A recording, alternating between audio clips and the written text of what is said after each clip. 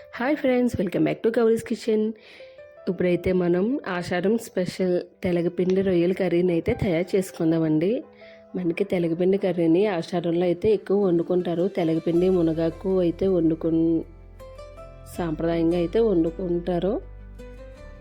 రెగ్యులర్గా తెలగపిండి తినడం కూడా చాలా హెల్త్కి మంచి బెనిఫిట్స్ ఇస్తుంది. కాబట్టి ఇప్పుడైతే తెలగపిండి కర్రీ తయారు చేసుకోవడం ఎలాగో చూసేద్దాం. దీనికోసం నేను ఒక 1/2 కేజీ రొయ్యలను అయితే తీసుకుని మొత్తం ఇలా క్లీన్ చేసుకుని పసుపు ఉప్పు వేసి క్లీన్ చేసేయండి. తర్వాత దీంట్లోకి కొంచెం కారం, అలానే కొంచెం సాల్ట్, గరం మసాలా పేస్ట్, నా దగ్గర ఉన్న గరం మసాలా పేస్ట్ వేసుకుని అయితే నేను కలిపేసి పక్కన పెట్టేసుకున్నానండి. దీనికోసం ఒక వెల్లుల్లి రబ్బను అయితే మొత్తం ఒక వెల్లుల్లిపాయని, పెద్ద సైజు వెల్లుల్లిపాయని తీసుకుని ఇలా ఒలిచేసుకోవాలండి.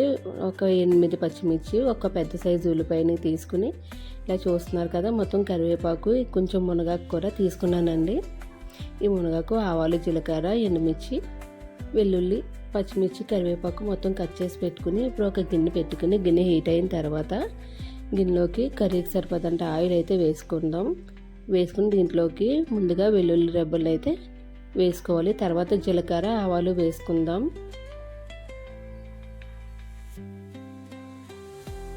అవి కొంచెం చిట్పట్లాడిన తర్వాత అయితే చూస్తున్నారు కదా, ఇక్కడ మనకి రొయ్యలు అయితే మొత్తం మగ్గిపోయినాయి. చాలా సింపుల్గా అయితే అయిపోతుందండి కర్రీ. రొయ్యలు మగ్గిపోయిన తర్వాత దీంట్లోకి వాటర్ అయితే వేసుకోవాలండి. ఇప్పుడు రుచి సరిపోయిందో లేదో చూసుకుని ఇంకొంచెం ఉప్పు అయితే వేసుకుందాం. మనం ఎంత క్వాంటిటీ తెలగపిండి అయితే తీసుకుంటున్నామో దానికి 3 వంతుల వాటర్ అయితే వేసుకోవాలండి. నేను ఇక్కడ 1 కప్పు తెలగపిండి, ఈ కప్తో అయితే తెలగపిండి తీసుకుంటున్నాను కాబట్టి దాంతో 3 కప్పుల వాటర్ అయితే వేస్తున్నాను ఫుల్గానే.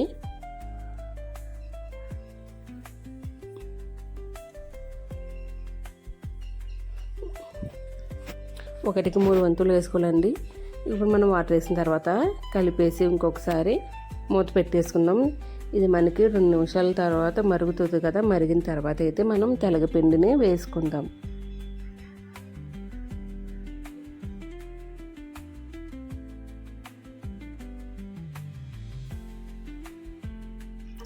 చూస్తున్నారు కదా, మనకి బయట స్టోర్స్లో అయితే ఇలా తెలగపిండి పొడి అయితే దొరుకుతుందండి.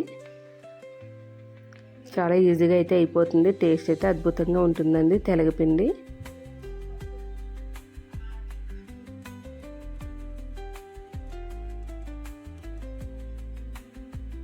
చూస్తున్నారు కదా, మనకి మొత్తం వాటర్ అంతా అయితే మరిగిపోతూ ఉన్నది.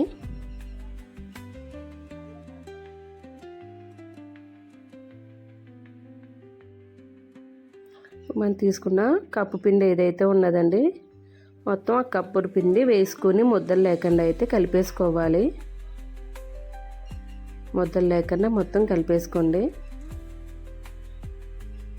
చూస్తున్నారు కదా, ఈ విధంగా అయితే ఉంటుంది. కారం ఎక్కువ తినాలి అనుకున్న వాళ్ళైతే ఇంకొక 1/2 స్పూన్ కారం అయితే వేసుకోవచ్చు. నేను ఇక్కడ ఆల్రెడీ రొయ్యల్లో వేసింది కాకుండా ఒక 1/2 స్పూన్ కారం మాత్రం వేసాను కాబట్టి మనకి మరీ రెడ్డిష్గా కాకుండా తెలగపిండి కర్రీ మ్యాక్సిమం ఇలా కొంచెం ఎల్లోయిష్గానే ఉంటుందండి. మరి రెడ్డిష్గా కర్రీలో అయితే ఉండదు. చూస్తున్నారు కదా, మనకి వేసిన వెంటనే అయితే ఇలా దగ్గర పడిపోయి ముద్దలు అయితే అయిపోతుంది. దీన్ని మీడియం ఫ్లేమ్లో పెట్టుకుని ఒక 10 to 5 మినిట్స్ అయితే మగ్గించుకుందాం. బాగా మగ్గించుకోవాలండి దగ్గరికి అయ్యేంత వరకు. అంతేనండి, తెలగపిండి కర్రీ చాలా ఈజీగా, అలానే వంట రాని వాళ్ళు కూడా చేసుకునేటట్టుగా సింపుల్గా అయితే అయిపోతుందండి. టేస్ట్ అయితే అద్భుతంగా ఉంటుందండి.